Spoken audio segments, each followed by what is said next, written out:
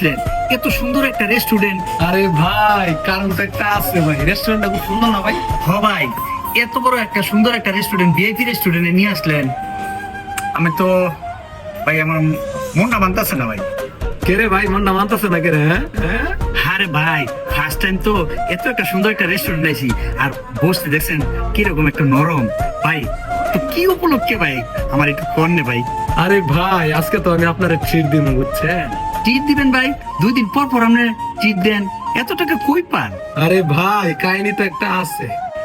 ভাই, কি কাহিনী আমার একটু খুইলা কোন। আরে ভাই, আমি তো এখন অনলাইন থেকে অর্থ উপার্জন করি। আমার একটু শিখান।